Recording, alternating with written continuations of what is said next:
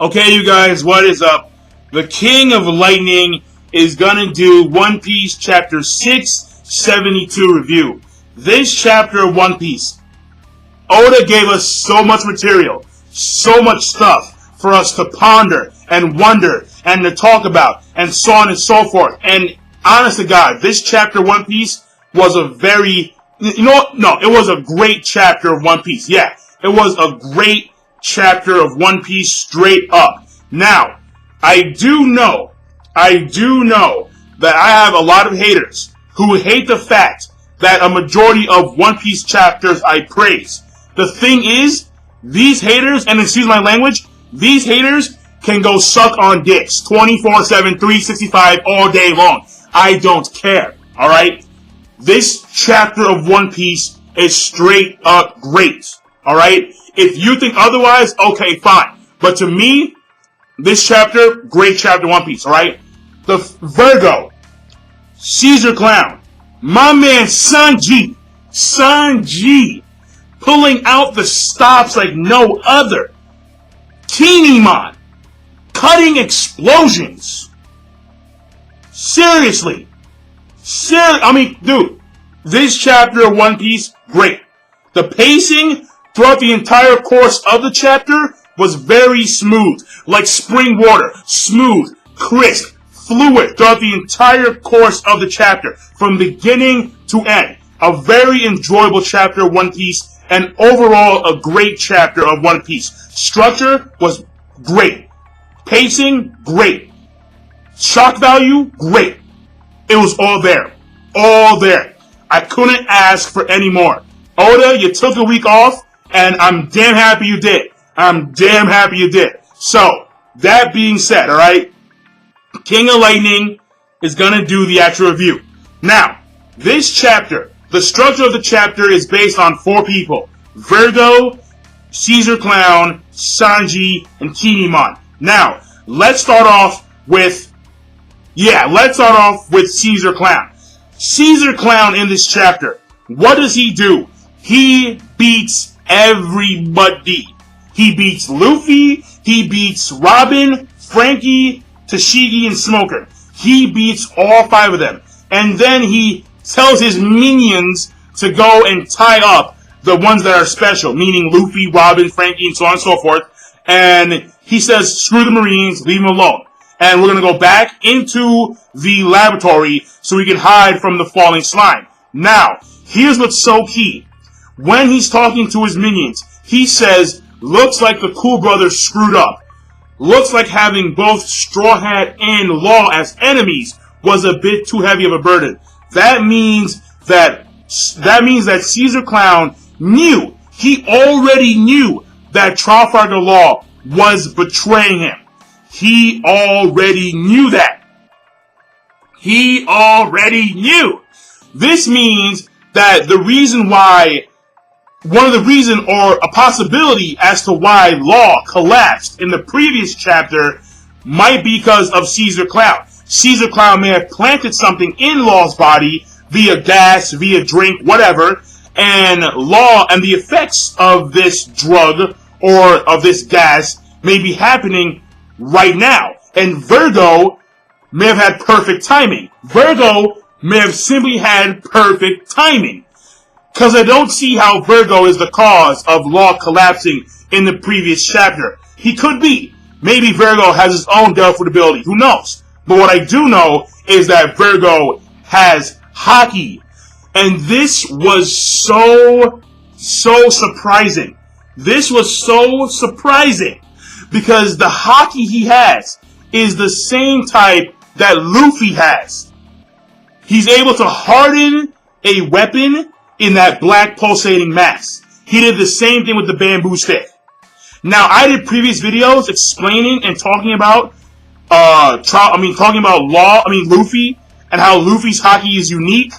Vergo shut me up. He shut me up, straight up smack, like, yo, what are you thinking? I was like, oh shit, So, that's crazy stuff. And basically, so let's go to Vergo now. Vergo, the thing about Vergo is that he talks about we.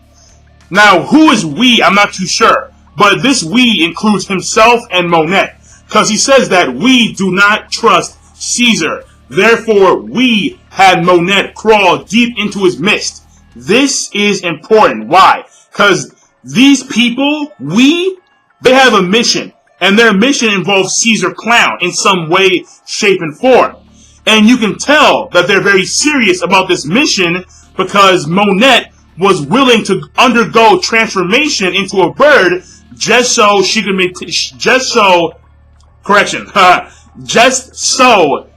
maintain good relations with Caesar Clown. That's how important this mission is.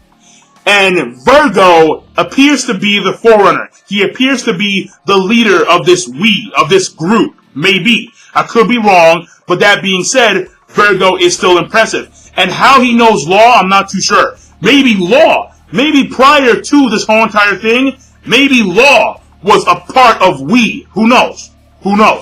That being said, what happens here is that Law gets pissed off. He goes for the attack. What does Vergo pull? Hockey. Luffy's hockey. He grabs a bamboo stick, and he's like, it's Vergo sand. And then he straight up hardens the bamboo stick the same way Luffy hardens his arm, and he hits Law across the head. Blood spews from Law's head, and it appears that Law has passed out. Vergo is question marks all over the place. Yeah! I am very curious as to seeing where Vergo fits into not only this arc, but the entire story, the series in a whole. So that's number 2. Number 3, Sanji. My man Sanji. People, you should already know that Sanji is my favorite character in One Piece. If you don't know, now you know. Here's the thing. Sanji, when he was diving to find Kinemon's body, he says right here, I've been using observation haki. Yes. I figured that Sanji was more attuned to Armin's haki, but I don't really care. Because Sanji, I love him, and when he does really cool stuff, then, I'm pleased. And Sanji does cool stuff. Granted, he's inside Nami's body, I don't care. Sanji for the motherfucking win, alright? Zoro himself has not had, Luffy confirmed this haki, but Zoro himself has not noted that he has haki, but Sanji has, so, I'm just saying. Now, that being said, and besides, he's inside Nami's body, so his abilities are weakened, since Nami has no real physical prowess, but Sanji does. So his outer vision haki is going to be a lot stronger in his own body. Duh. Obviously, alright? Now the thing here is that he's searching for Kinemon's torso. And what happens is that, and this is really funny, he looks up, and there's a shark floating over him, and Kinemon's torso is inside the shark's mouth. I was like, straight up. Because Kinemon, on the surface, is coughing up blood like, no! It doesn't hurt! That had me rolling, son. So that was really funny. And then what happens here is that Sanji, again, all inside Nami's body, kicks the shark. And then he's about to leave. And he notices that he is surrounded by poison. Poison is surrounding the entire lake right now. And there's one slither of light left. So what happens is that he regrets using Nami's body since he knows that Nami doesn't have the muscle structure for this, but he does the blue walk. He does the blue walk with Nami's body. Round of applause for Sanji. Oh, shit. I was like, what the hell? Yeah, I was crazy. That was crazy. Sanji, very impressive. Very, very impressive. The blue walk underneath the water. And honest to God, you know that his blue walk is a lot faster when he's not underneath 5,000 meters of water pressure. But, still, he's inside Nami's body, does the blue walk, and he blazes. He blasts out of the lake, and he manages to free the torso, and Kinemon is now in whole. The Firefox Kinemon is now in full bloom. Now, here's the thing. This was very cool stuff. Kinemon is like, I'm indebted to Sanji, because, because Sanji obviously saved, his life.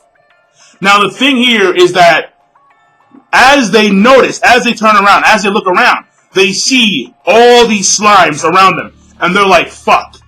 They're screwed. Zoro and Brook, they tried, and they're like, nah, we can't do this, like schoolboy stuff. It was really funny. And what happens here is that Kinemon's like, no, I'll take care of this. Let me lead the way.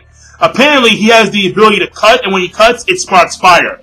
This could imply that his sword has eaten a devil fruit. Who knows? Or it could be hockey. Who knows? Now, the thing here is that when he cuts, and the fucking slime gets, wow, fail. I don't care, right?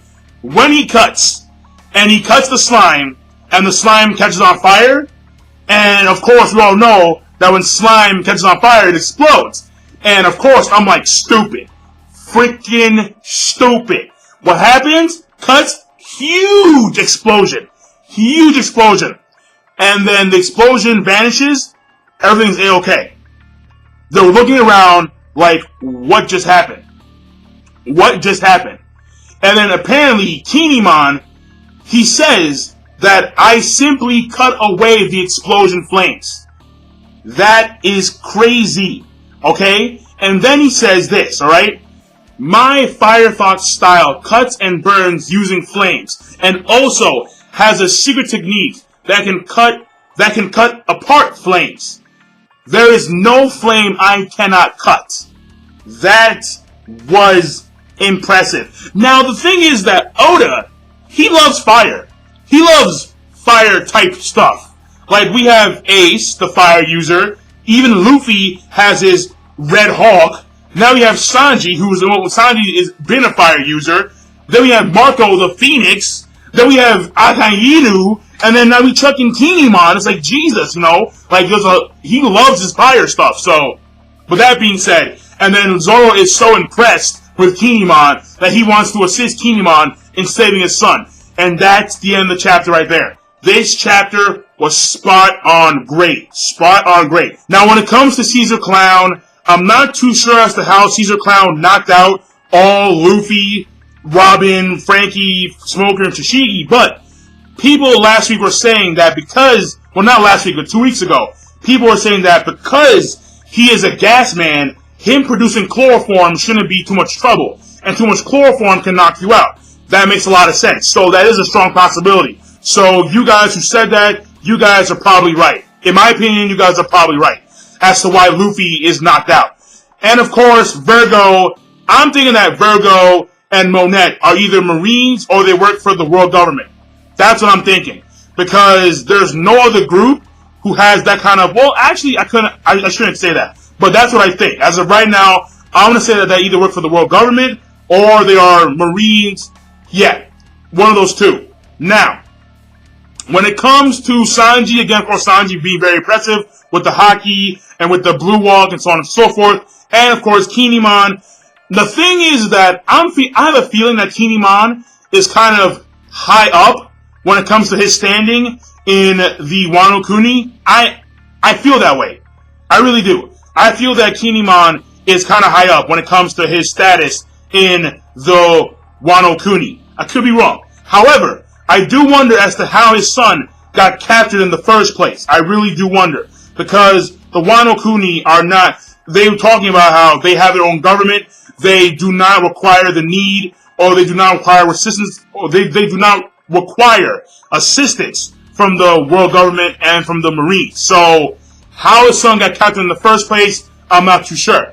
But that being said, this chapter of One Piece was a great chapter of One Piece, and I'll see you guys later. This is the King of Lightning. Be sure to rate, comment, subscribe. Peace. Have a nice day.